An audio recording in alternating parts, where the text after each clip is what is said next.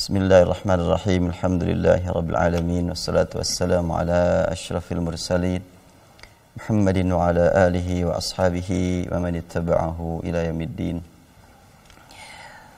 Insyaallah untuk kajian pagi hari ini kita akan mengkaji akidah. Sangat penting kita senantiasa bersyukur kepada Allah Subhanahu wa taala yang telah memilih kita semuanya menjadi orang yang menikmati akidah Islamiyah. Akidah itu ada yang Islamiyah, ada yang tidak Islamiyah. Semua manusia di dunia punya bekal dari Allah Subhanahu wa taala untuk memiliki keyakinan. Kalau keyakinan tersebut sudah mengikat, itu disebut akidah. Karena akidah itu kan dari arti aqada, akdun, akad jual beli, akad nikah kan mengikat ya. Apabila yang diyakini itu adalah sumbernya pasti, akidahnya juga pasti. Apabila yang diyakini itu sumbernya tidak pasti, tentunya akidahnya juga tidak pasti. Kita harus mempelajari kedua-duanya biar akidah kita aman dari akidah-akidah yang tidak Islamiyah. Maka harus kita pelajari juga akidah yang tidak Islamiyah supaya aman, supaya tidak tahu. Itu atas dasar perintah Allah Subhanahu wa taala. A'udzubillahi minasyaitonirrajim. Ya ayyuhalladzina amanu dukhulu fis silmi kaffatan wa la tattabi'u khutuwatis syaitan innahu lakum aduwwum mubin. Panggilan dari Allah Subhanahu wa taala ditujukan kepada setiap orang yang sudah dipilih oleh Allah untuk mendapatkan nikmat iman, dan kita alhamdulillah termasuk yang meraih nikmat iman. Setelahnya kita meraih nikmat iman, betapa pentingnya bagi kita untuk memanfaatkannya dalam segala aspek kehidupan. Dan Allah perintahkan kepada kita agar masuk ke dalam pintu yang satu, yaitu as-silmi. Udkhulu fis silmi. As-silmi diambil dari akar kata salima yaslamu, yaitu selamat, rukun, damai. Islam itu mengajarkan kepada kita untuk mewujudkan kehidupan yang rukun, yang damai, yang tentram, yang harmonis. Akan terwujud keharmonisan komunikasi sosial kalau sudah terwujud keharmonisan komunikasi dalam diri kita masing-masing antara akal, qalbu, dan jasad, pemikiran, perasaan, dan keyakinan. Kembali lagi kepada keyakinan. Qalbu diisi dengan keyakinan, jasad diperintahkan untuk bergerak, kemudian akal harus diisi dengan ilmu. Tiga hal ini harus bersatu, harus sinergi. Nah, untuk supaya kita dapat mewujudkan keharmonisan hubungan antara akal, qalbu, dan jasad, maka kita harus memperhatikan aturan yang datang dari zat yang menciptakan jasad, akal, dan qalbu, Allah Subhanahu wa taala. Kehidupan masyarakat di dunia menggambarkan kepada kita semua manusia sibuk menggunakan akalnya, sibuk menggunakan qalbunya, sibuk menggunakan jasadnya. Tapi kebanyakan manusia tidak mempertemukan antara qalbu, akal, dan jasad. Sehingga akhirnya ya keyakinan berbeda sumbernya. Kemudian pemikiran beda sumbernya. Dan jasad digunakan untuk bergerak atas perintah apa? Tidak jelas juga. Itu kebanyakan umat manusia. Nah, insyaallah untuk mengisi kesempatan pagi hari ini, kita akan mempelajari wala tattabi'u khutuwatis syaitan. Karena ada perintah, ada larangan. Perintahnya udkhulu fis silmi kafah, itu kita kaji pada waktu yang lain. Sekarang kita kaji wala tattabi'u khutuwatis syaitan. Kamu jangan mengikuti langkah-langkah syaitan. Langkah itu banyak tuh. Yang kita masuki satu, as-silmi. Tetapi harus menyeluruh. Kita masukkan diri kita kita masukkan segala aktivitas kita fisilmi. Kita masukkan otak kita, akal kita, qalbu kita, dan nafsu kita ke dalam fisilmi. Nah, ketika kita sudah masuk, kita harus senantiasa waspada. Kalau ada khutuwat syaitan yang mengepung kita. Sehingga kalimatnya juga khutuwat, tidak khutwah. Jadi setan itu punya program yang cukup banyak untuk merusak akidah kita, merusak pemikiran kita, dan juga merusak akhlak kita. Ya, mungkin untuk mengkaji akidah ini kita akan berupaya membahas kehidupan sehari-hari, tantangan-tantangan yang kita hadapi harus kita kaji. Kalau dalam pesantren yang lain mungkin kaji akidah bagi kitab ya, wujud kidam bako apa artinya kan gitu. Ya, ini sudah tingkatan ya senior, kita tidak lagi membahas secara berurut begitu, tapi mengkaji masalah yang disebut dengan khutuwati syaitan harus kita ketahui. Mungkin di antara ya para santri ada yang mau menyampaikan pertanyaan, kemudian kita kaji bersama. Dipersilahkan. Iya.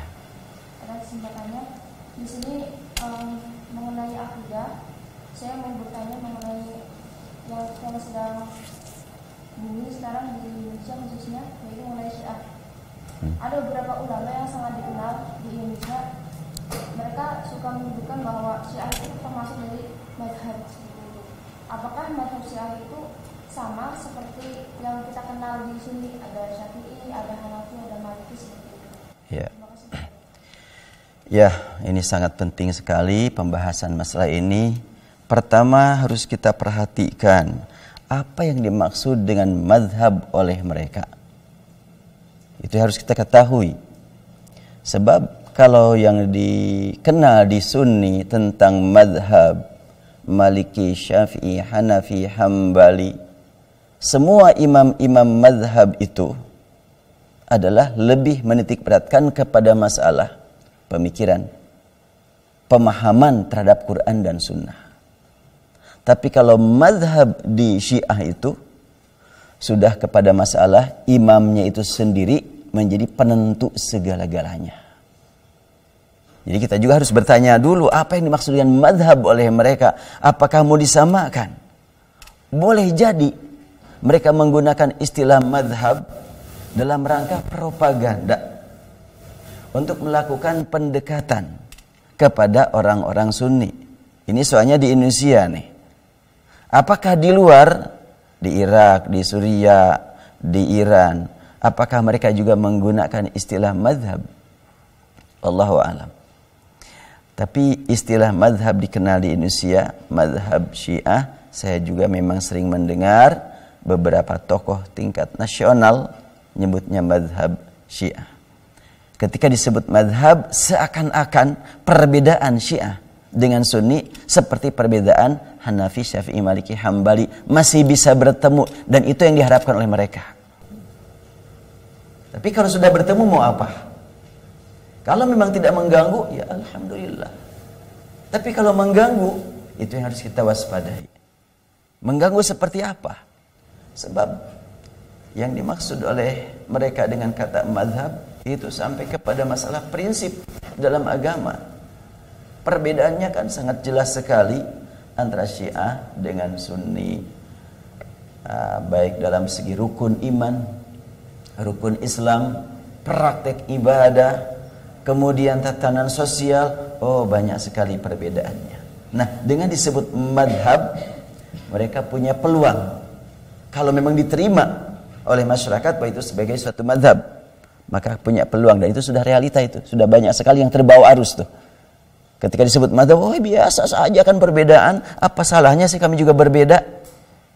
Tapi kita ingat bahwa antara Syafi'i dengan Maliki dengan Hanafi, itu madhab Syafi'i tidak memaksa madhab Hanafi untuk ikut. Demikian juga pengikut madhab Hanafi tidak menjelek-jelekan madhab Syafi'i. Tapi dalam urusan perbedaan antara Syiah dengan Sunni ini, ya sampai banyak yang ketersinggungan. Seperti yang terjadi di mana, di Madura? Sampang. Nah, yang di Sampang. Itu kan sampai sekarang bekasnya itu pengaruhnya belum tuntas, belum selesai. Karena ya akibat memang sudah kepada menyentuh masalah-masalah keyakinan, akidah. Kembali kepada yang tadi bahwa keyakinan itu milik semua orang. Manfaatkanlah keyakinan tersebut. Dan keyakinan kalau sudah menjadi pengikat, itu akidah namanya. Kalau sudah jadi akidah, walaupun tidak jelas yang diyakini, itu membuat orang siap berkorban harta, korban waktu, sampai korban nyawa. Sebentar lagi mungkin akan terdengar atau kita saksikan di YouTube hari Idul Ghadir kemarin, atau sebentar lagi ada Asyura.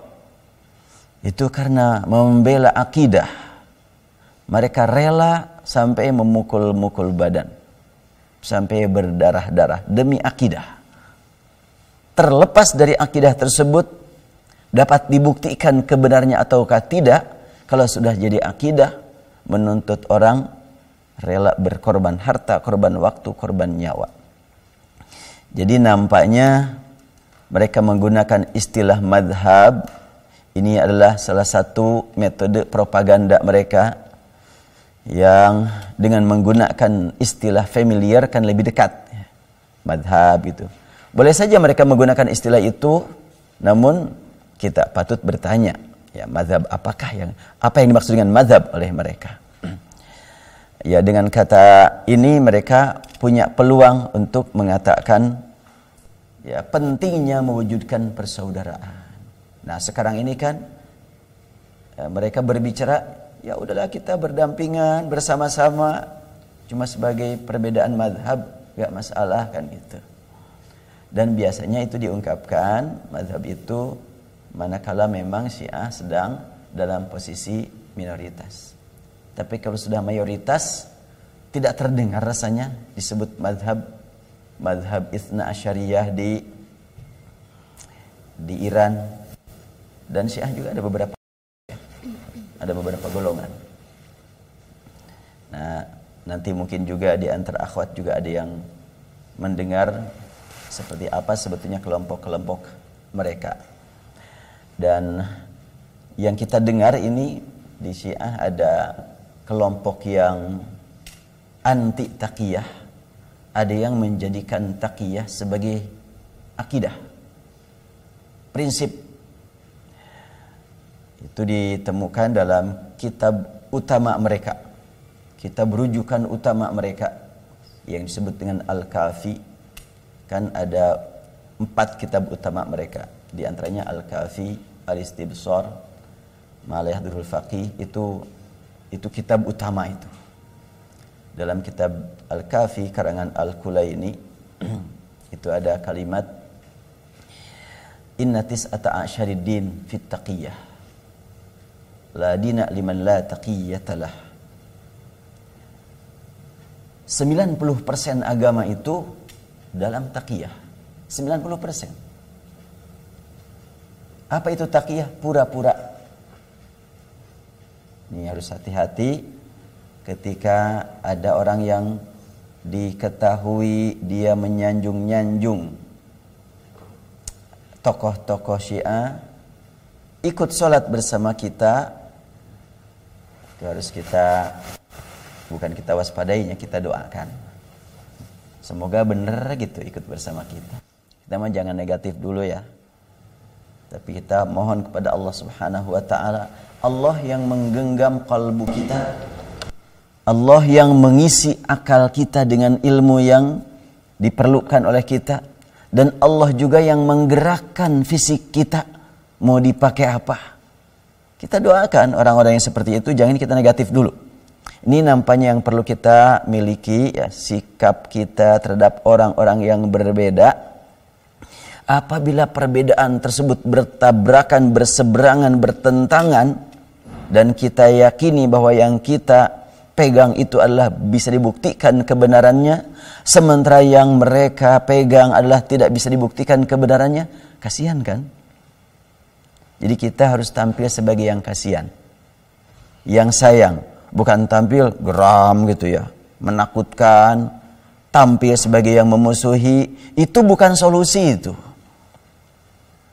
Ada beberapa kegiatan ya para aktivis ketika memang berbicara tentang yang dipandang oleh kita itu adalah salah, geram gitu, menakutkan.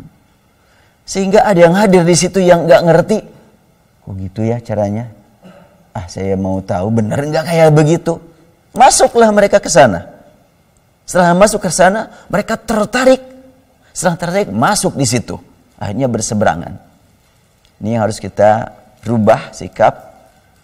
Kita melihat orang lain dalam keadaan di pinggir jurang, tentunya harus kita pelan-pelan.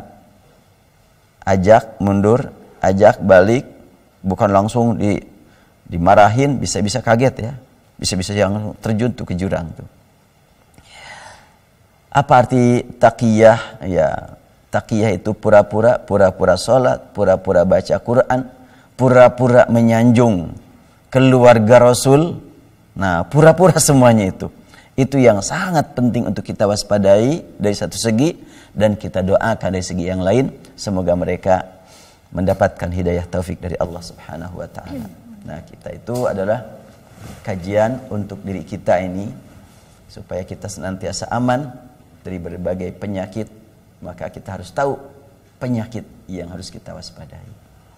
Allah Subhanahu wa ta'ala menegaskan, fi qulubihim maradun fazadahumullahu marada walahum adzabun alimun bima kanu yakdzibun. Fi qulubihim, di dalam qalbu mereka, di dalam ya. Kalau yang namanya di dalam enggak kelihatan kan? Di dalam apa? Di dalam qalbunya juga tidak kelihatan lagi. Sudah di dalam, kemudian yang dimasukinya juga qalbu. Maradun satu penyakit. Sudah diketahui kalimat maradun secara status bahasa adalah nakirah. Kalau nakirah itu umum, tidak pasti. Artinya penyakit yang tertanam, yang terdapat di dalam kalbu mereka itu susah untuk dideteksi. Apa penyakit apa? Penyakit yang nggak terukur, nggak bisa diobati oleh peroma, apalagi dengan paramek, nggak bisa nih. Penyakit kalbu nggak bisa diobati dengan paramek, nggak bisa nih. Tapi penyakitnya juga karena memang gaib, abstrak, sehingga pengobatannya juga harus pengobatan gaib juga. Maradun fazadahumullahu marada.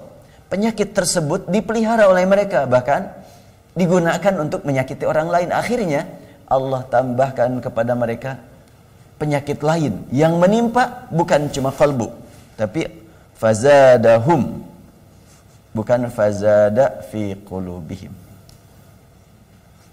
Sangat luar biasa Al-Quran ya. Fi qulubihim maradun fazadahumullahu marada.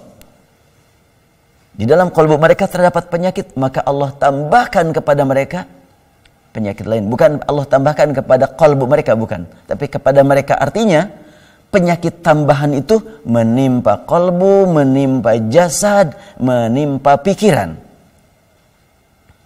Ketika mereka menyebarkan ajaran-ajaran mereka, kemudian dengan cara taqiyah, dengan cara pura-pura, mereka pun akan senantiasa disibukkan pikirannya bagaimana supaya kepura-puraan mereka nggak ketahuan, kebohongan mereka nggak terbongkar. Makanya ketika memang dua tokoh suami istri, katanya sih saya belum kenal, yang satu ingin terang-terangan, yang satu ingin pura-pura. Nah, yang pura-pura itu terbongkar oleh istrinya, waduh cukup kecewa. Oleh karena itu dia tertimpa penyakit fikirannya juga, tertimpa penyakit fisiknya juga. Itulah fazadahumullahu marada. Baru di dunia itu, di akhirat bab lain. Kita doakan lagi. Allah yang menggenggam kalbu semua manusia, sungguh mudah bagi Allah untuk merubah akidah mereka yang asalnya meyakini hal-hal yang tidak dapat dibuktikan kebenarannya, Tapi apa kata atasan, yang ujung-ujungnya putus itu di atas itu. Sementara kita punya keyakinan berlandaskan firman dari zat yang menciptakan alam. Baik, itu saja mungkin untuk pertanyaan pertama. Silahkan kalau ada pertanyaan yang lainnya.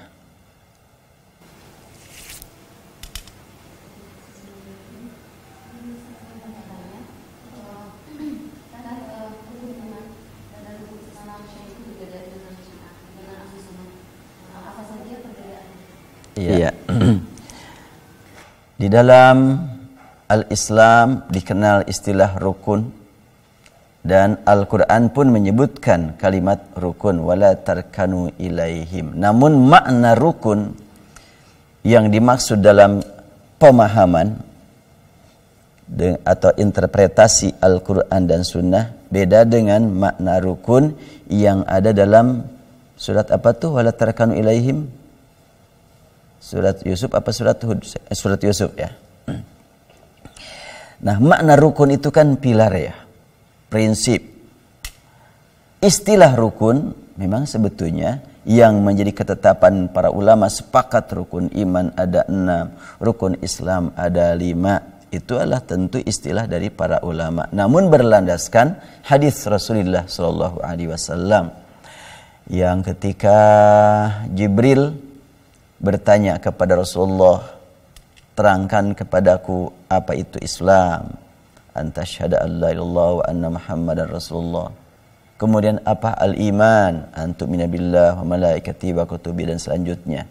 Nah, oleh para ulama, ulama akidah, ulama tauhid, ulama Al-Quran, ulama sunnah, disepakati hadis tadi sebagai dasar untuk menetapkan ini rukun iman, ini rukun Islam. Di Syiah beda isi rukun imannya. Ya tentu itu interpretasi, nggak masalah, boleh-boleh saja, silakan saja. Tetapi isinya yang harus kita kaji, dan dampak dari isi. Di antara rukun iman yang ditetapkan oleh ulama-ulama Syiah, imam-imam Syiah, adalah ada kalimat al-imamah. Rukun iman buat mereka at-tauhid, kemudian apalagi al-adlu, kemudian an-nubuwah, ada al-imamah. Itu al-imamah itu termasuk rukun buat mereka. Ya boleh-boleh saja mau mengatakan bahwa pentingnya ada imam itu sebagai rukun. Kalimat rukunnya itu sendiri adalah bukan Jibril bertanya kepada Rasulullah kam arkanul iman. Jibril tidak bertanya kam arkanul Islam. Mereka punya istilah beda dengan kita, isinya beda, ya sah-sah saja, kita pun menghargai perbedaan seperti itu. Tetapi dampak dari keyakinan bahwa imam adalah rukun, itu sebetulnya yang harus kita waspadai. Kenapa? Sebab dengan adanya mereka beriman kepada keimaman, maka imam itu penentu segala-galanya. Itu yang harus kita perhatikan. Karena perintah dari imam, mereka sampai mukul-mukul dada sampai berdarah-darah. Kasihan kan? Bahkan saya kadang-kadang suka berbisik dalam hati. Ya, bisikan itu kan bisa benar bisa salahnya. Bisa dari ilham, bisa dari bisikan syaitan. Cuma mudah-mudahan tidak merugikan. Kan Al-Quran menyebutkan yukhribuna buyutahum biaidihim wa aidil mu'minin fa'tabiru ya ulil abasar. Sifat-sifat orang yang memang membenci Islam, mereka itu suka merusak rumah-rumah mereka dengan tangan mereka, dan merusak rumah-rumah mereka ya dibantu oleh orang mukmin ya. Yukhribuna buyutahum biaidihim wa aidil mu'minin. Nah, dalam urusan mencederai diri sampai umpamanya di rumah mereka berdarah-darah, itu kaum mukminin atau ahli sunnah tidak ikut campur, hanya mereka saja. Itu kenapa mereka sampai seperti itu? Wallahu alam, apakah mereka itu karena terlalu sering mencaci maki orang-orang yang dicintai Rasul? Kan di antara satu prinsip di dalam ajaran Syiah adalah mengutuk orang-orang yang dicintai. Abu Bakar, Umar, Utsman, kemudian putri-putri mereka. Putri Abu Bakar yaitu Aisyah, putrinya Umar yaitu siapa? Hafsah. Kemudian juga Muawiyah dikutuk. Istri Rasul, tentu tidak mungkin Rasul dibiarkan oleh Allah punya istri pengkhianat, gak mungkin. Tapi mereka suka mengatakan Aisyah itu pelacur, kemudian Hafsah itu pelacur. Jadi menurut mereka rumah Rasul dikotori oleh para pelacur. La haula wala quwata illa billah. Ini penghinaan kepada Rasul sebetulnya, bukan penghinaan kepada Aisyah dan Hafsah, penghinaan kepada Rasulullah. Maka tentunya pernyataan-pernyataan mereka seperti itu adalah sudah pasti dilandaskan kepada keyakinan yang sebenarnya tidak patut diyakini. Keyakinan yang merusak akidah yang benar. Gak mungkin Rasulullah SAW dibiarkan oleh Allah rumahnya diisi oleh para pelacur. Jadi ini mereka penghinaan kepada Rasul, bukan penghinaan kepada Aisyah, bukan penghinaan kepada Hafsah. Mereka menghina Aisyah, mereka menghina Hafsah. Aisyah dan Hafsah radhiyallahu anhuma bukan penerima wahyu. Sementara Rasulullah disebutkan wa innaka la'ala khuluqin azim. Engkau hai Muhammad berada di atas akhlak yang agung. Apakah orang yang sudah disebutkan dalam Al-Quran punya posisi berada di atas akhlak yang agung, dibiarkan punya istri yang tidak benar? Jadi dari situ kita harus meninjaunya ya. Makanya jangan dulu marah kalau kita mendengar mereka mengecam istri Rasul, mengecam keluarga Rasul. Tapi kita pandang mereka dengan mata akidah kita, dengan mata keimanan kita, bahwa mereka tidak bisa melihat dengan penglihatan yang benar, bahwa mereka pemikirannya kurang sehat, bahwa mereka berfikirnya sangat sempit. Hanya mungkin apa kata imam, wah itu Aisyah itu pelacur, itu Hafsah itu pelacur. Bahkan ada acara di Timur Tengah diisi oleh seorang ulama mereka bernama Yasir Habib. Itu bisa dilihat di dalam YouTube. Yasir Habib mengatakan perayaan apa itu? Perayaan hari masuknya Aisyah ke dalam jahanam. Dan yang hadir itu luar biasa banyaknya. Dia menyatakan, wallahi hari inilah Aisyah katanya digantung di jahanam dan akan disiksa untuk selama-lamanya. Kita bertanya-tanya, dari mana tahu dia tentang apa yang ada dalam neraka saat ini? Dari mana tahu dia tentang kondisi kekasih Rasulullah, istri Rasulullah dalam keadaan tersiksa? Dari mana beritanya?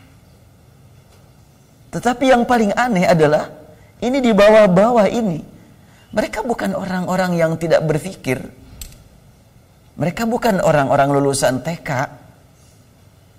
Banyak guru-guru besar di perguruan tinggi, tapi ikut saja terus. Itulah terkena doktrin. Kalau sudah terkena doktrin, secerdas bagaimanapun otaknya akan lumpuh itu. Tidak berkembang lagi pemikirannya. Makanya ini adalah salah satu hal yang patut kita waspadai. Dan kita doakan orang-orang yang sedang berada tenggelam dalam pemikiran yang tidak jelas ini. Kita doakan semoga mereka dapat hidayah, dapat taufik. Kalau kita selalu mendoakan mereka, manakala kita bertemu dengan mereka, insya Allah wajah kita bisa menarik simpatik buat mereka. Apabila wajah kita tampil yang simpatik, kita akan punya peluang untuk mengajak mereka ke tempat yang bersih, ke tempat yang mulia, yang terhormat. Jangan sampai menyia-nyiakan otak mereka, menyia-nyiakan akal mereka untuk sibuk memikirkan yang tidak patut kita pikirkan. Nah, dan kita harus memohon kepada Allah Subhanahu wa taala agar Allah melindungi kita dari doktrin-doktrin yang tidak berguna, yang menyesatkan itu. Jadi kembali kepada yang tadi, memang rukun iman, rukun Islam mereka berbeda dengan rukun Islam ahli sunnah. Perbedaan tersebut kita tidak memandang sesuatu yang bertentangan, perbedaan jumlah rukun.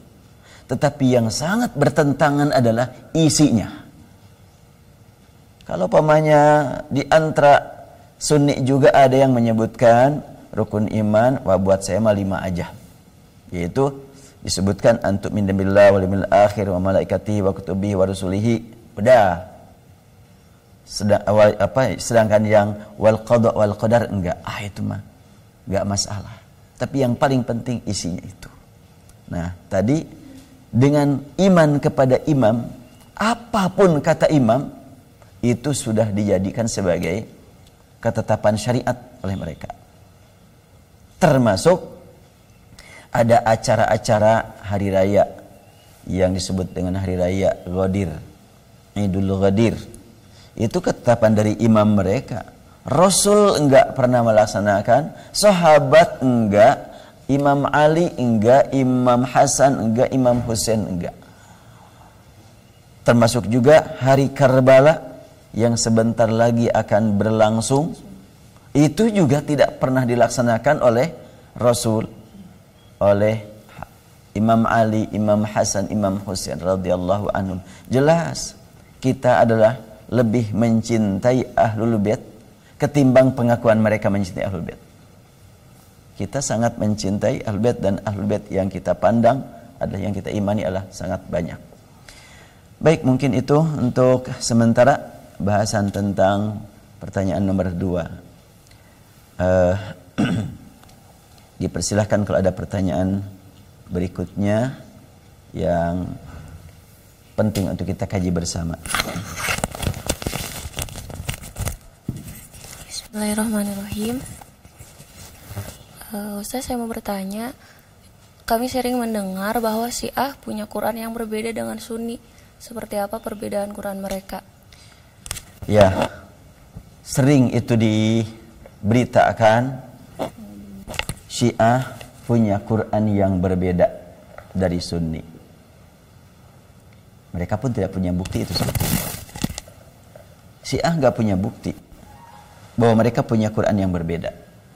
Orang Sunni ketika menyebutkan Syiah punya Quran yang berbeda juga nggak punya bukti. Tapi apa yang dimaksud dengan Syiah punya Quran yang berbeda? Orang-orang Syiah sudah dapat doktrin juga dari imam-imam mereka bahwa kitab-kitab utama mereka seperti Al-Kafi karangan Al-Kulaini jilid 2 halaman 634. Ini saya masih hafal nih ya nomor halamannya, karena sudah saya tulis dalam satu buku yang sudah beredar dan sudah pernah dibahas juga di tokoh-tokoh Syiah buku tersebut. Terlepas pembahasannya pembahasan judul atau pembahasan isi. Dengar-dengar cuma pembahasan judul, isinya nggak dibahas, isinya ngarang sendiri mereka. Buku ini berbicara tentang ini, padahal nggak ada hubungan. Bahkan diungkapkan katanya, ini penulis buku ini diundang berkali-kali tapi takut dia gak berani datang. Padahal gak pernah saya dapat undangan. Ya biasa mereka berbohong. Berbohong bersama biasa. Kan kalimatnya juga yukadzibun dan yakdzibun. Itu kan bersama-sama itu, bukan yakdzibu. Itu biasa. Ya alhamdulillah pada waktu itu kan ada yang hadir. Dan saya pun punya rekamannya itu. Jadi Syiah juga berbincang-bincang tentang ada enggak Quran yang berbeda dari Sunni. Antara sama mereka sendiri memang berbeda-beda. Ya kalau kita katakan ada, buktinya mana? Tapi kalau tidak kita katakan ada, ini imam kita mengatakan ada. Capek mereka itu. Itulah yang dimaksud dengan fazadahumullahu marada. Pikiran mereka itu sebetulnya disibukkan. Untuk menutupi bohong mereka harus bagaimana? Nah, apa yang menjadi penyebab mereka berkata ada Quran lain? Tujuan mereka ingin juga punya jalur untuk menghina, untuk mengantarkan manusia supaya bisa menghina sahabat Nabi Abu Bakar, Umar terutama, dan keluarganya.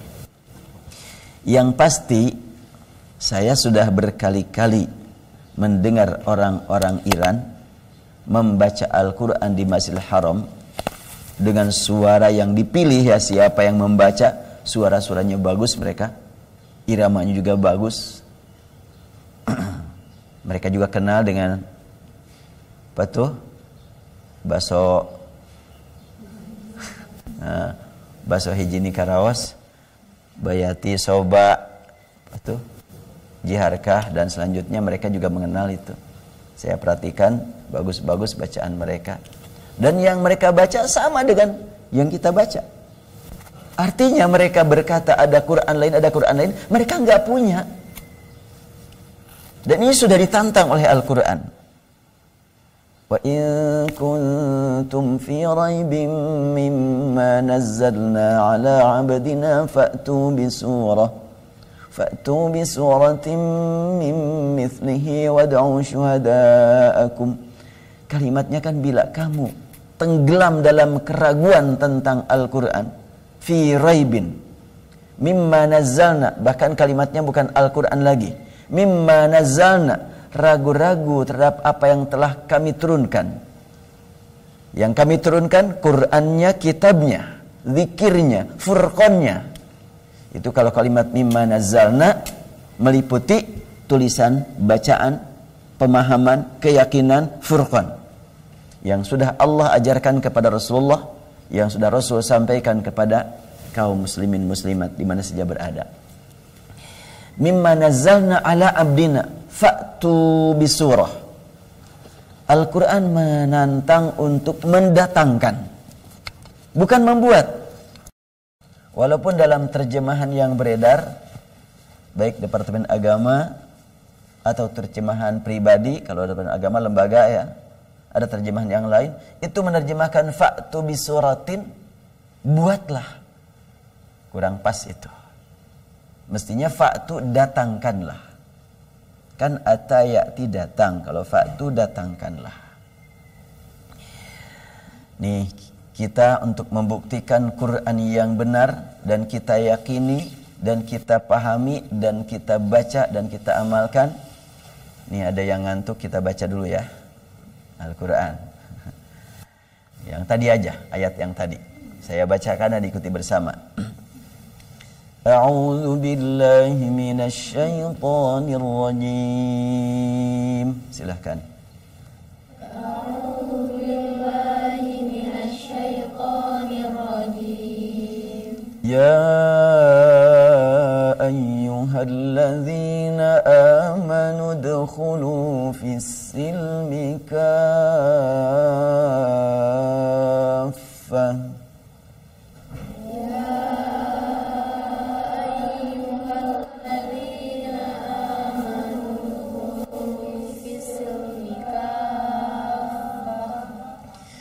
ادخلوا في السلم كافة ولا تتبعوا خطوات الشيطان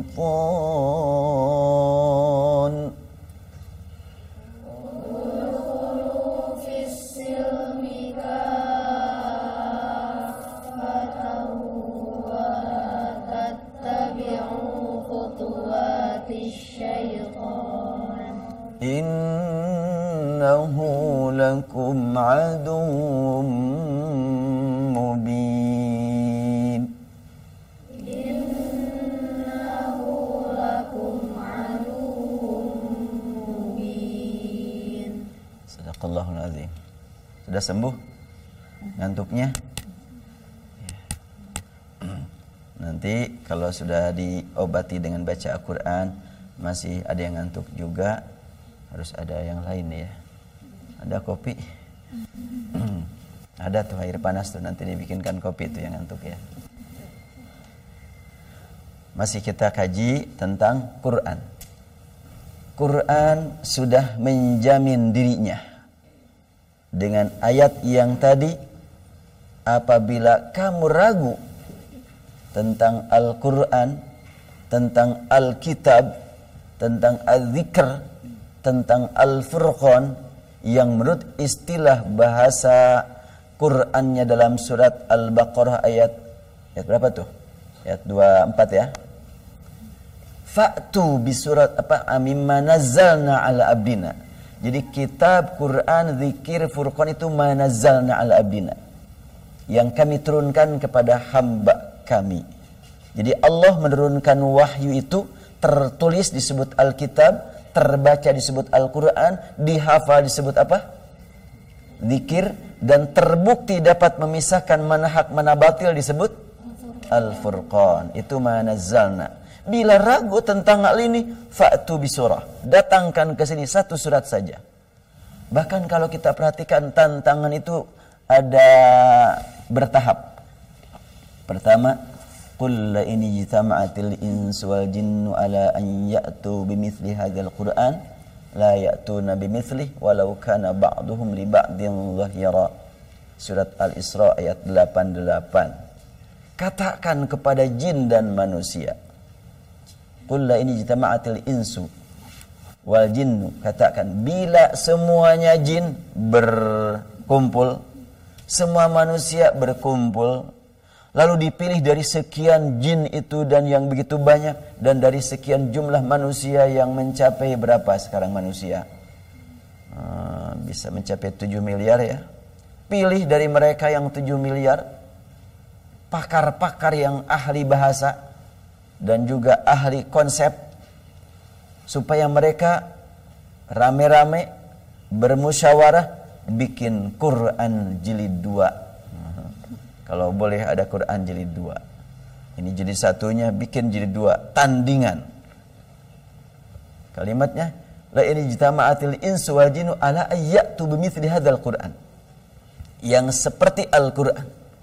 Buku pedoman hidup seperti Al-Quran. Gak usah mendatangkan Quran, karena Quran datang dari Allah. Tapi kalau ada manusia dan jin punya keinginan ingin membuat Quran tandingan, silahkan bikin. Oh, nggak ada yang mampu. Dapat berita, ada tempat yang lain, ada, datangkan sini. Fa'tu bimithli hadzal Quran. Bukan faktubu, bukan faj'alu, bukan fanazimu, atau bukan apalagi susun, bikin, pemainnya tiru, enggak. Tapi datangkan saja. Enggak mampu membuat, datangkan saja kalau mendengar berita ada Quran lain. Ini kalau Kulaini masih hidup ya, mungkin kita bisa ngirim surat ke dia. Kulaini, kalau pakai amang gimana manggilnya ke Kulaininya? Mang Engkul. Kan kalau Samsudin kan Mang Udin ya. Saifullah Mang Eful, jadi saya akhirnya nanti. Kemudian Abdullah biasanya dipanggil Mang Adul gitunya. Nah sekarang Kulaini Mang Engkul, tolong datangkan ke sini deh. Gak usah se-Quran, sebagian saja. Kalau Kulaini menyebutkan Quran itu ada 17.000 ayat, dia berkata begitu tuh dalam kitab Al-Kafi karangan Al-Kulaini jilid 2 halaman 634 menyebutkan, innal Qur'an alladhi ja'a bi Jibril ila Muhammadin alaihi salatu wassalam 17,000 ayah. Quran yang diajarkan Jibril kepada Muhammad itu, kata Al-Kulaini, ada 17.000 ayat. Jadi bukan lagi 2 kali lipat, 3 kali lipat Quran yang ada. Gak usah yang 17.000 datangkan ke sini. Didiskon lah. Kalau yang ada pemainnya 6.000 lebih, bawa 12.000 ayat aja ke sini deh. Kalau nggak bisa, Gak usah kalau gitu, gak usah 12.000 ayat. Surat Hud menyebutkan, am yaquluna iftara qul fa'tu bi ashri suwarin mithlihi muftarayatin wad'u man istata'tum. Bi ashri suwarin, 10 surat saja. Itu juga fa'tu.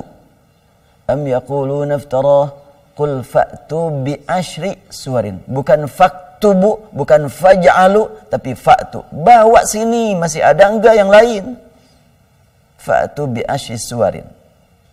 10 surat ditantang. Enggak bisa juga. Enggak mampu ya mendatangkan 10 surat. Bukan membuat ini, mendatangkan aja 10 surat. Enggak mampu. Udah kalau gitu kami kasih keringanan lagi deh. Fa'tu bi suratin. Datangkan 1 surat.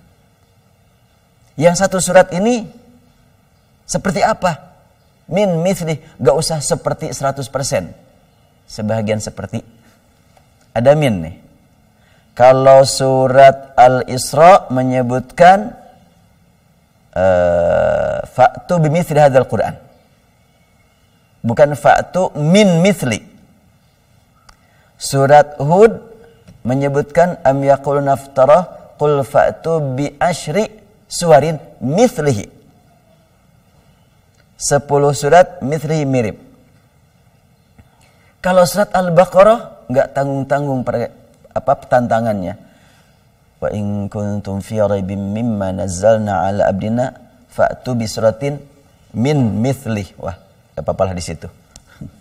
Jadi kalimat min mithlihi itu adalah tidak persis sepertinya, itu cuma mirip-mirip sedikit lah gitu. Ada min. Ternyata enggak mampu juga. Artinya hanya sekedar propaganda juga itu. Oh, Quran kami ada 3 kali lipat dari Quran yang kalian punya. Oh iya? Tolong dong perlihatkan kepadaku mana Quranmu. Jawabannya bagaimana mereka? Sekarang belum ada. Terus kapan adanya? Nanti kalau Imam Mahdi sudah datang.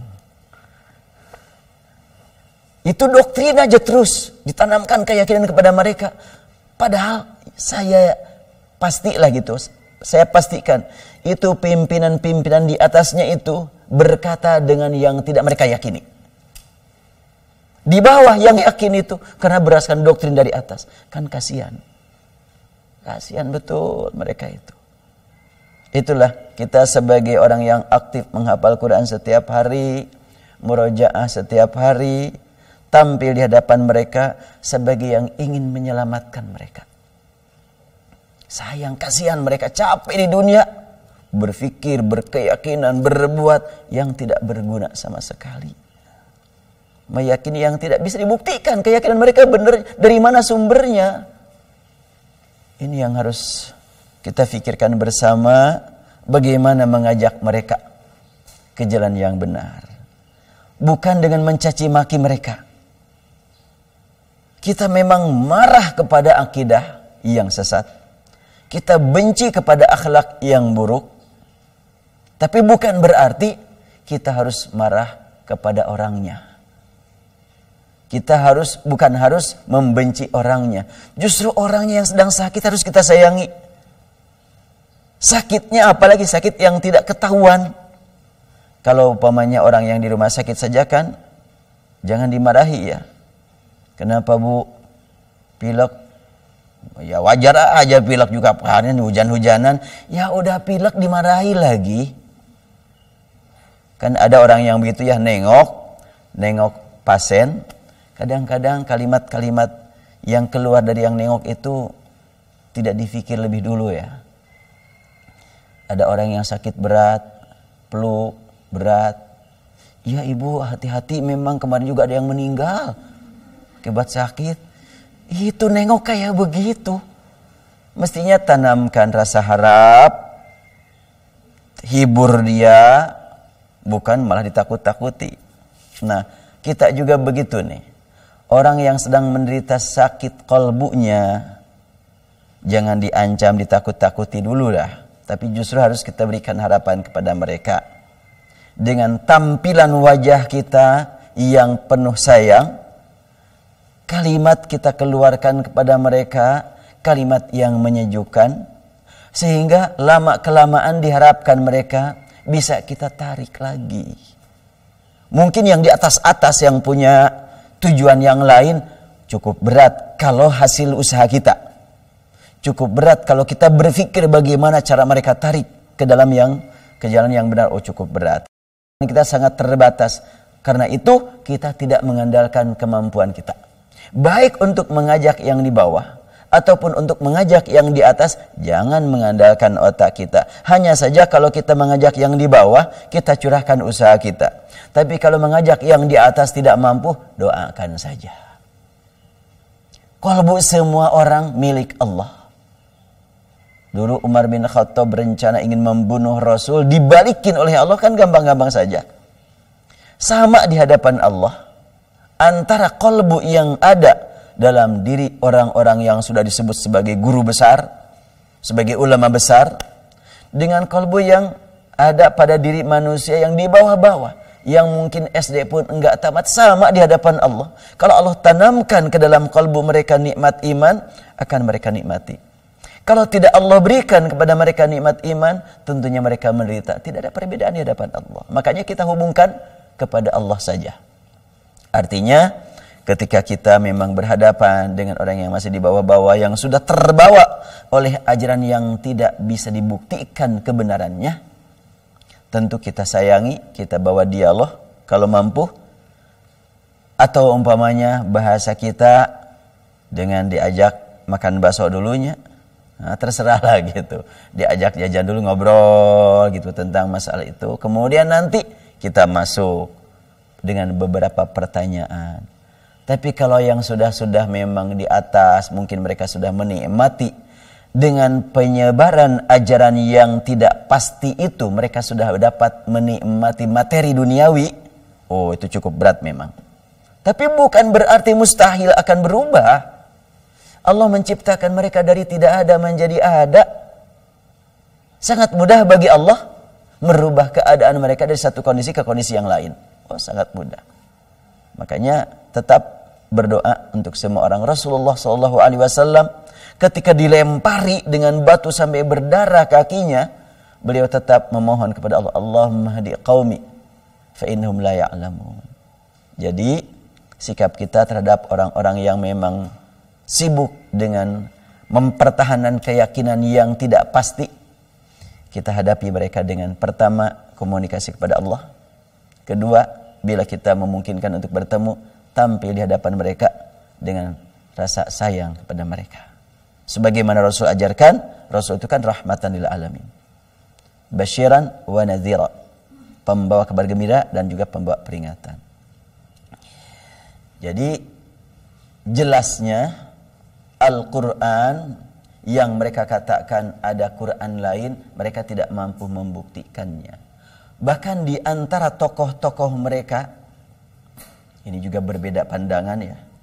Entah berbeda pandangan sebagai sandiwara, atau berbeda pandangan dengan sebenarnya. Ada seorang kiai di Bandung berkata, kalau betul-betul ada Quran yang lain selain Quran ini di Syiah, siapa yang mampu membawa ke sini, saya bayar 100 juta katanya. Kita pun bisa berkata balik. Aneh juga. Syiah di dalam buku-buku Ummahatul Kutubnya menyatakan ada Quran yang lain selain ini. Kita katakan kepada mereka, iya saya juga Pak Kiai gitu. Kepada Kiai itu tersebut ya. Saya juga kalau Kiai bisa membuktikan apa yang dikatakan Al-Qulai ini ada Quran yang lain, dibuktikan 3 surat saja, saya bayar gitu. Gak usah 100 juta lah, 1 miliar. Nyari dulu nanti kalau gak punya. Karena pasti tidak ada. Karena Al-Quran sudah menjamin. Berani kita berkata begitu. Jadi antara sama mereka juga memang berbeda ya. Satu mengatakan, kalau ada Quran yang lain, saya bayar. Wahai orang Sunni, nah, kau bilang kau menganggap Syiah punya Quran yang lain, mana buktinya? Gak ada kecuali ini. Kalau ada, bawa sini, bayar 100 juta, saya bayar. Kita balikin juga. Iya, aneh juga tuh. Orang Syiah mengatakan bahwa ada Quran yang lain selain ini. Karena sebahagian sudah dibuang oleh Abu Bakar dan Umar. Kemana peran Ali sebagai khalifah terakhir? Kalau memang betul ada Quran yang lain yang dibuang oleh Abu Bakar, Umar, Utsman, kan Ali juga hafal. Mana buktikan dong ke sini. Berarti kalau ada orang yang berkata seperti Al-Kulaini itu dan didukung oleh Al-Majlisi, ini Al-Majlisi, Al-Kulaini, nggak ada yang kenal ya. Sama, saya juga nggak kenal. Cuma memang ada buku-bukunya, dan kita untuk mendapatkan buku-buku mereka gampang. Ada Maktabatus Syiah, ada Maktabah Ahlul Bait, ada juga Isyiah. Itu semuanya adalah referensi yang bisa kita dapatkan melalui internet. Bisa kita dapatkan tuh buku-buku mereka.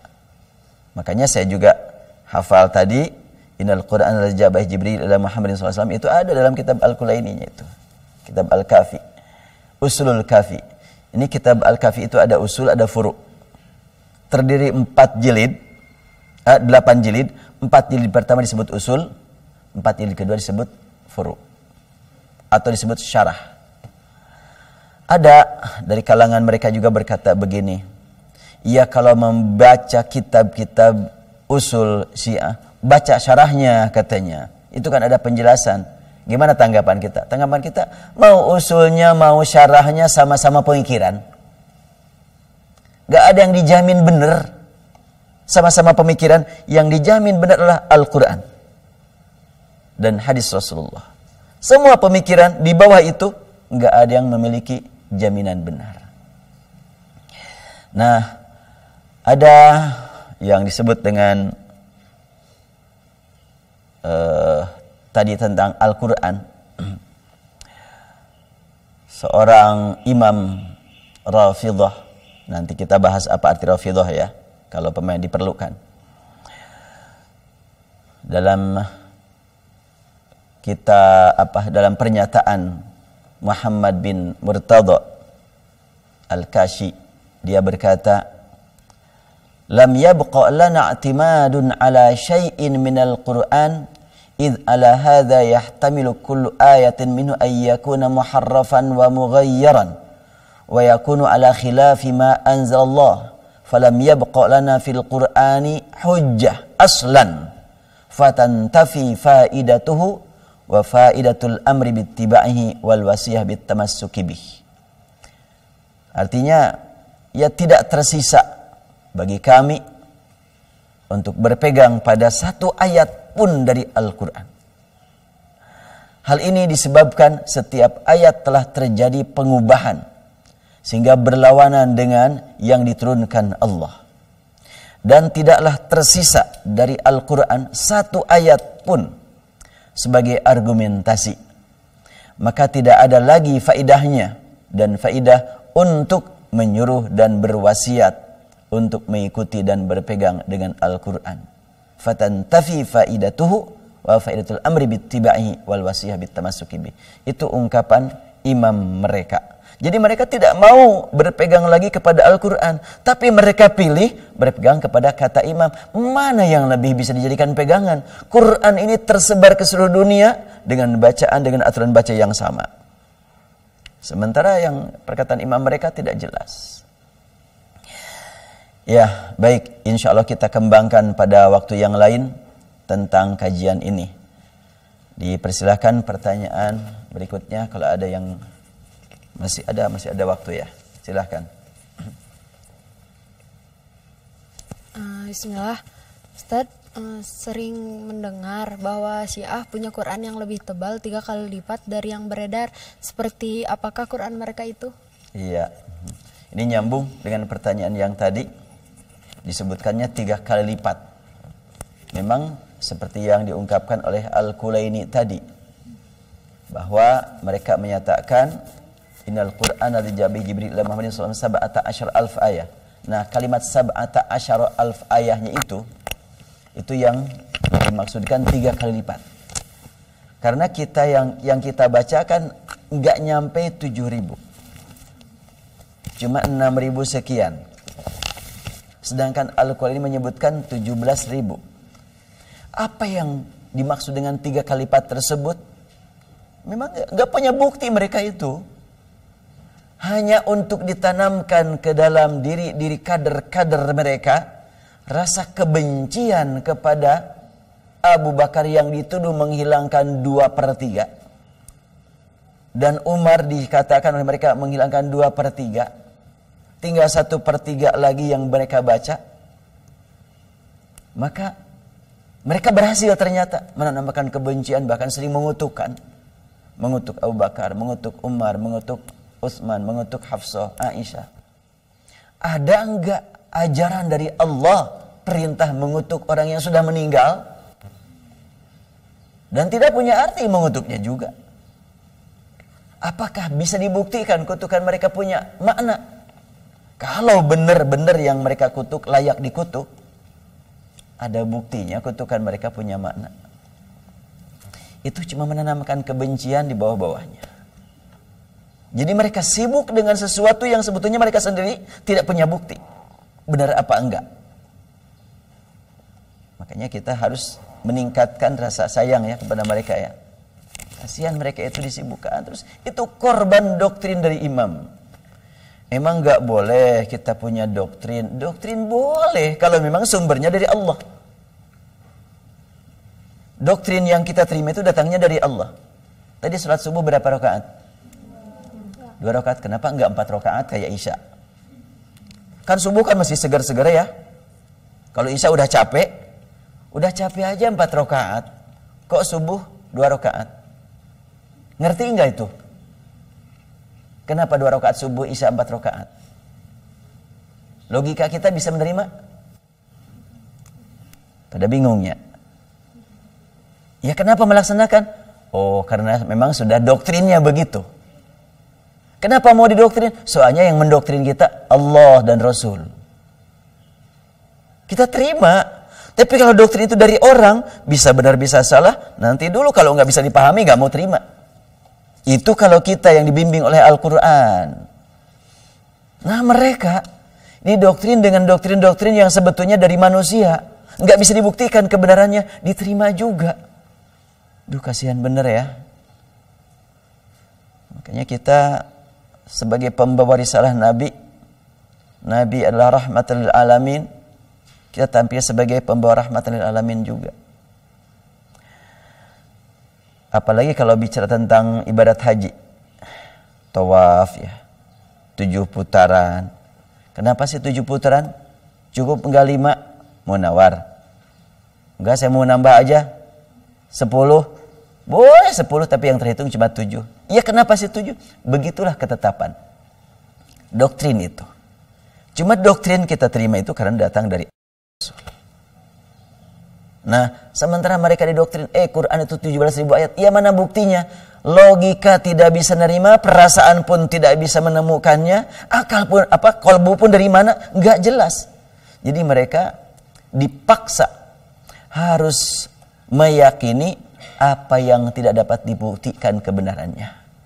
Kalau kita tidak mampu membuktikan kebenaran secara logika, tapi mampu membuktikan kebenaran secara keimanan. Ini perintah dari Allah nih, perintah dari Rasul nih. Jadi kembali lagi kepada dasar bahwa keyakinan itu ada 2. Ada keyakinan berlandaskan yang pasti benar, ada keyakinan berlandaskan kepada yang tidak pasti. Bahkan ada keyakinan yang pasti salah gitu. Cuma untuk dikatakan salah langsung kasihanlah. Udah mereka menderita, sibuk, dikatakan salah lagi. Makanya kita tidak memvonis terlebih dahulu. Tapi perlihatkan kepada mereka ini keyakinan yang pasti benar. Mereka mencari untuk mengatakan Quran ada yang lebih itu. Terkadang ayat per ayat mereka tambah-tambah kalimatnya. Tapi enggak berani mereka mencetak. Umpamanya, ada seorang ulama mereka yang sangat populer. Namanya adalah Dr. Al-Qazwini. Pernah berpidato. Dan kita bisa menyaksikan juga di YouTube. Dia berkata, Allah berfirman, Inna Allah astafa Adam wa Nuh wa ala Ibrahim wa ala Imran alal alamin. Itu ada yang dihilangkan kata dia. Yaitu setelahnya wa ala Imran ada kalimat wa ala Muhammadin alal alamin. Inna Allah astafa Adam wa Nuhan wa ala Ibrahim wa ala Imran wa ala Muhammadin alal alamin. Dibuang kata dia ala Muhammadinnya. Karena mereka tidak cinta kepada Ahlul Bait. Itu kata dia. Dibuang ala Muhammad. Tapi ketika mereka mengatakan ada kalimat yang dibuang wa ala Muhammadin, tolong dong cetak mushaf yang pakai wa ala Muhammadin. Gak berani mereka. Gak ada itu, gak ditemukan itu. Jadi hanya kedoktrin-kedoktrin saja itu. Makanya wajar kalau ada sebahagian korban doktrin di Indonesia. Ini kita katakan korban doktrin ya. Terserah mereka tingkatannya tingkatan yang disebut dengan kiai atau santri. Tapi kata mereka, oh iya dengar-dengar orang Sunni menuduh Syiah punya Quran yang lebih luas. Mana buktinya? Iya, Anda itu tidak tahu kitabnya. Kami tahu kitabnya itu. Kitab utama Syiahnya. Jadi kasihan juga ya. Orang yang di Indonesia bingung juga gitu. Makanya kita sayangi orang yang bingungnya. Jangan ditambah bingungnya. Nah, kalimat wa ala Muhammadin dimasukkan dalam ceramahnya. Dan ketika si penceramah tadi, ini kita sudah bisa melihat di YouTube soalnya. Ketika dia berkata, itu innallahu astafa Adam wa Nuhan wa ala Ibrahim wa ala Imran alamin, ada wa ala Muhammadin, tapi dibuang. Langsung itu disambut oleh jamaah, Allahumma sholli ala Muhammad wa ali Muhammad. Salawatnya sering diungkap untuk Nabi Muhammad dan untuk keluarga. Tapi pada saat yang sama mereka menghina keluarga Rasul. Makanya sebetulnya kalau ada istilah cinta Ahlul Bait, ahli sunnah atau orang Sunni mencintai Ahlul Bait dengan benar, dan mereka mencintai Ahlul Bait cuma pengakuan, praktiknya enggak. Kenapa dikatakan begitu?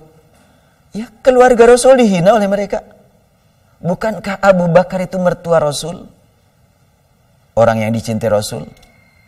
Aisyah adalah istri Rasul. Umar adalah mertua Rasul. Hafsah adalah putrinya, adalah istri Rasul. Dan yang sangat-sangat sulit kita pahami, di Syiah ditekankan pentingnya membenci Umar. Itu bertentangan dengan ajaran Ahlul Bait. Siapa yang mereka sebutkan Ahlul Bait? Ali. Ali itu awalnya Ahlul Bait itu Ali menurut mereka.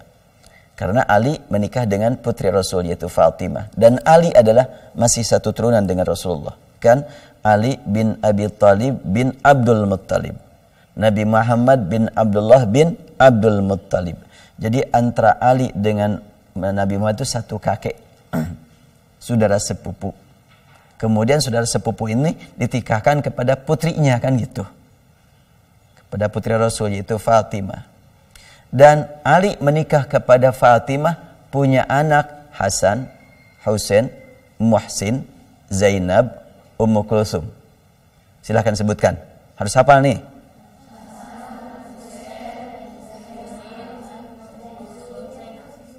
Diulang. Nah, Ummu Kulsum setelahnya nikah dan ditinggal wafat oleh suaminya, itu ditikahkan kepada Umar bin Khattab oleh Ali. Jadi Umar bin Khattab itu kalau gitu mantunya Ali. Dan Umar bin Khattab itu kan punya putri bernama Hafsah. Hafsah itu dinikahkan kepada Rasul. Bingungnya.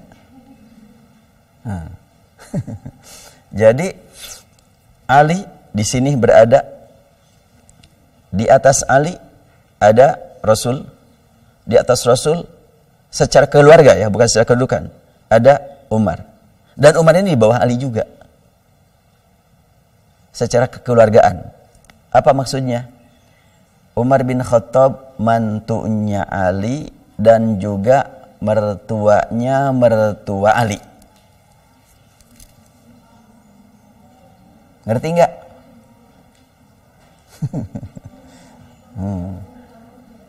Mertua Rasul siapa? Umar. Rasul mertua Ali.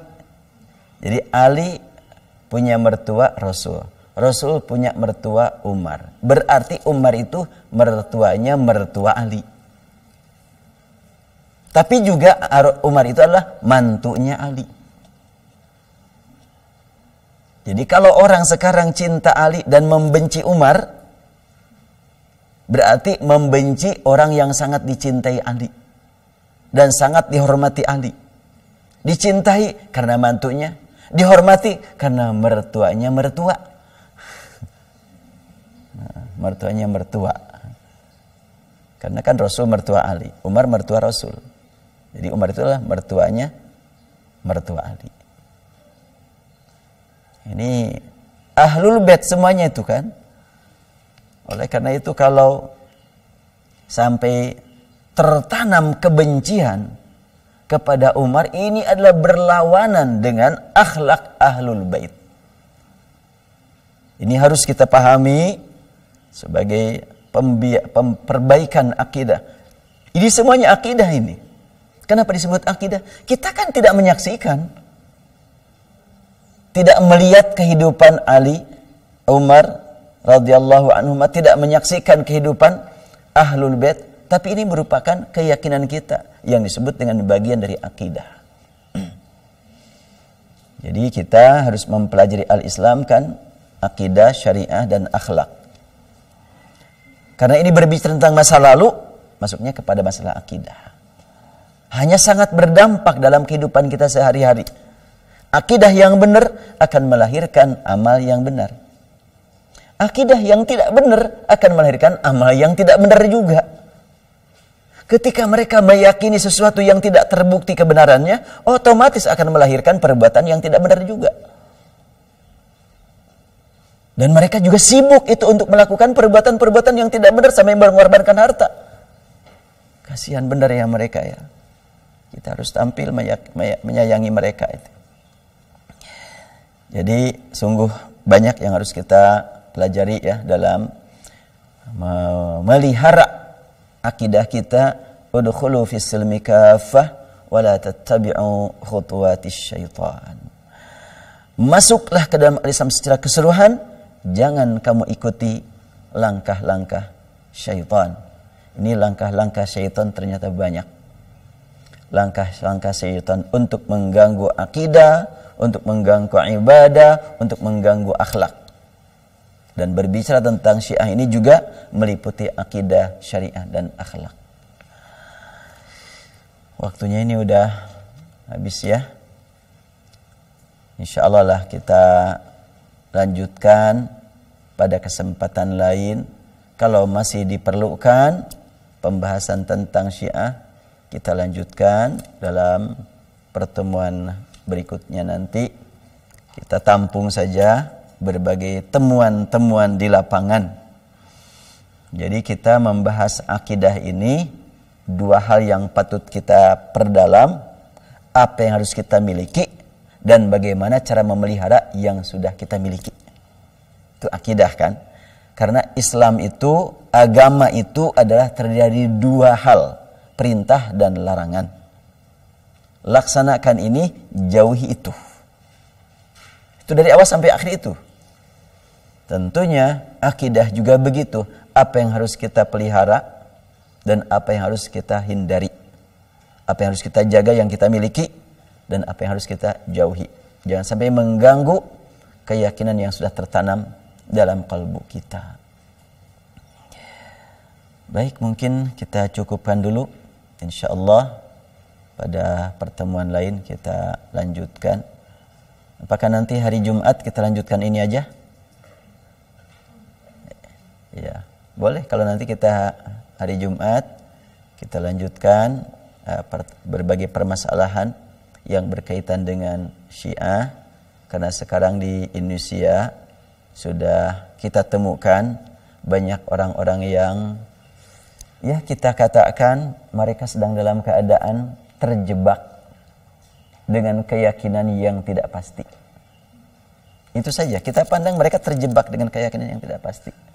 Karena sumbernya bukan Quran, tapi sumbernya adalah apa kata imam. Itu yang dari rukun iman tadi yang pertama itu kan, pertanyaan kedua tadi ya. Jadi rukun iman mereka antara lain adalah al-imanu bil imamah. Iman kepada imam. Kita yakin adanya imam penting kok. Adanya pemimpin penting. Bahkan setelahnya Rasulullah wafat, langsung diangkatlah Abu Bakar untuk melanjutkan kepemimpinan umat. Tetapi keimanan kita pentingnya ada imam, bukan beriman kepada imam. Ya. Kita yakin imam itu ada, keberadaan imam tidak diragukan. Tapi tidak mengimani imam. Mengimani Al-Quran yang menyuruh harus ada imam. Mengimani Rasul yang menyuruh harus ada imam. Bahkan Rasul menegaskan, apabila kamu melakukan perjalanan bertiga, angkat salah seorang di antara mereka untuk menjadi imam. Jelas itu. Kita imani sabda Rasul. Tapi bukan mengimani, ini imam kamu harus kamu imani. Oh enggak. Imam bisa salah, bisa benar. Bahkan ungkapan-ungkapan para pendahulu kita yang tidak bertentangan dengan Al-Quran, tidak bertentangan dengan hadis, ialah antara lain, kullu wahidin yu'khadhu kalamuhu wa yutraku illal ma'sum. Setiap orang dari sejak zaman sahabat sampai sekarang, atau sejak zaman Nabi sampai sekarang, setiap orang ungkapannya boleh kita ambil, boleh kita tolak selain ungkapan Rasul. Ya, termasuk kalau pemainnya akhwat sekalian mendengar pernyataan dari saya yang kurang pas, ya tolak aja, gak usah ragu-ragu. Wah, saya gak terima nih ungkapan Syekhul Islam, ya tolak aja. Gak ada jaminan saya bisa berkata benar. Gak ada jaminan. Mungkin benar, mungkin salah. Siapapun.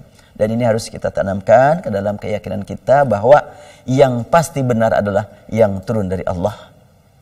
Baik melalui wahyun yutla, yaitu Al-Quran, ataupun wahyu yang dilaksanakan oleh Rasulullah. Karena Rasul menyebut, di dalam Al-Quran disebutkan, dijamin, wa ma yantiqu anil hawa in huwa illa wahyun yuha. Apa yang dibacakan Rasul dari Allah, wahyu. Apa yang diungkapkan Rasulullah dari kelakuan sehari-hari, itu juga bimbingan dari Allah Subhanahu wa taala. Baik, kita akhiri. Subhanakallahumma bihamdik, asyhadu an la ilaha illa anta, astaghfiruka wa atubu ilaik. Walhamdulillahirabbil alamin.